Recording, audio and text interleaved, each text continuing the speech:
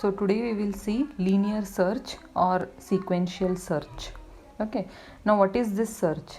Suppose we are having some elements into an array and you want to find a particular element from that array. So how do we find using this particular method?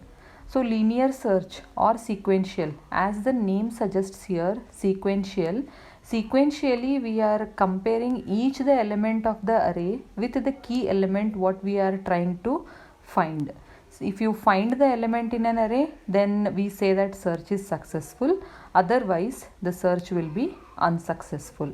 So let us consider one example and then try to understand what is linear search.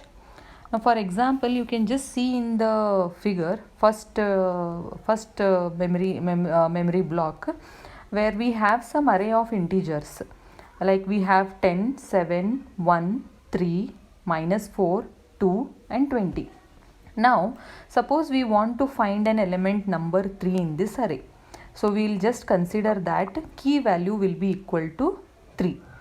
Now how we are going to search here? You have to compare each and every element of the array to find whether the number 3 exists in this array or whether it does not exist. Now for example, we'll start with the first element of the array.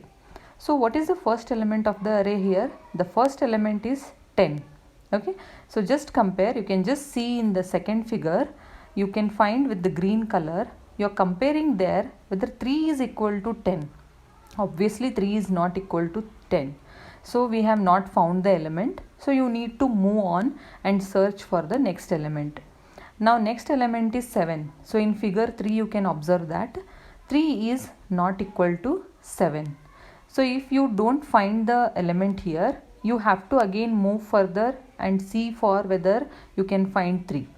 Now in figure 4 you can see 3 is equal to 1 or no. Yes, 3 is again not equal to 1 here. So that's why again you need to move on into the array. So finally in figure 5 you have found the element 3 here, and that is in the 4th position of the array. Yes, so now you have found the element in the array and you are successful in finding an element into an array here. Okay, or suppose we'll consider one more example where I'll just say that number 11 we need to search here. Okay, you just start from the starting point of the array here, that is 10 again. So 10 is not equal to 11, next 7 is not equal to 11, next 1 is not equal to 11, next 3 is not equal to 11, next -4 is not equal to 11, next -2 is not equal to 11, and at last 20 is also not equal to 11 here. So finally we have searched each and every element of the array, but we couldn't find the key element here. So in such case the search is unsuccessful.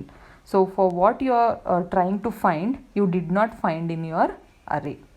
Okay, so this method is called as linear search method.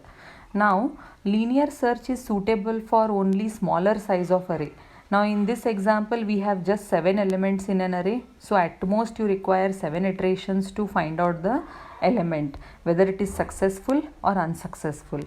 But now suppose if you have 100 elements into an array, then it would be very difficult to have 100 iterations and 100 times you need to search for an element in an array.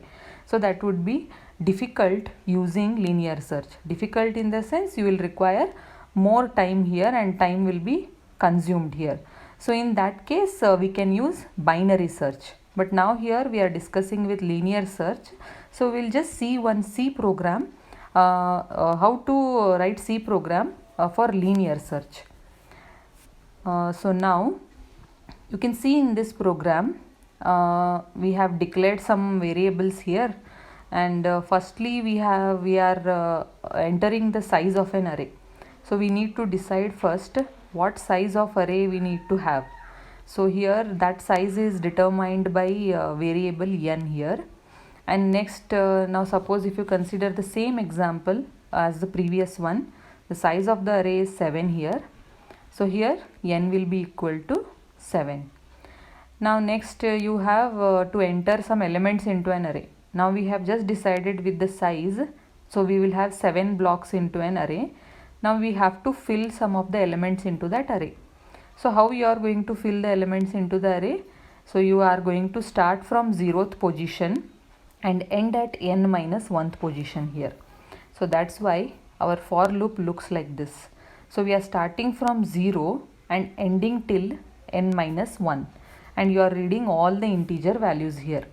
Now for example, we will consider the same here. You have read all these integer numbers into an array. Next you need to find out some element into an array here. So for that we are using here variable m, where we are calling it as a key element. You can declare using any of your choice here. So we have taken here m. So now suppose m is equal to 3. So again you have to search from starting position till the last position.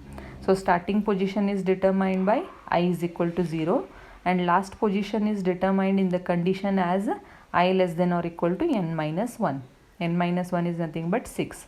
So 0 to 6th position you are searching all the elements in an array, or comparing all the elements with the m value. So you can just see in the next statement. Now first for I equal to 0, so 0 is less than 6. So if the condition is true, you will enter into the loop. Now you have, if a of I is equal to m, that is a of 0. What is a of 0 here? A of 0 is 10. So a of 0 is 10 and m is 3. So if 10 is equal to 3 here, no. So if 10 is not equal to 3, you will not execute the statements what we have written inside the if here. So what we have written, that what is the usage of that, we will see. Next you again increment the I value. Now you will reach the first element of an array. Now what is a of 1? A of 1 is 7. So 7 you are comparing with key element, that is 3. So again it is not equal. So go back, update the loop. So you do it until you find the element. Now finally in the 4th position you have value 3, that is a of 3 is equal to 3. So a of 3 is equal to 3 condition satisfies here, and at that time we are just assigning one value to c variable here. So initially we have initialized it as 0, later we are changing it to 1. Why we are changing it to 1, we will see. Once you change the value of c to 1, you break the loop and come out of the loop. Okay, and then you are having one more if condition here. So if the value of c is equal to 0, then the number is not in the list, else the number is found. Okay, so in our case value of c is 1. So else part is executed and the number is found. Yes, 3 was found in the list. So that's why we are going to print a successful message here. Okay, now you can I think you understood what is the usage of c here. Now if c value is unchanged, in the sense if you consider m value as 11, you will not find anywhere in the array 11 value here. So throughout the array you will search for 11 value and compare it with the m value. Okay, you will not find any value, so you will not change the value of c to 1 here. That time c value remains same as 0. So if the c value is unchanged, then the number is not in the list. If it is changed, then the number is found. This is the usage of c value here, and this is the program for linear search.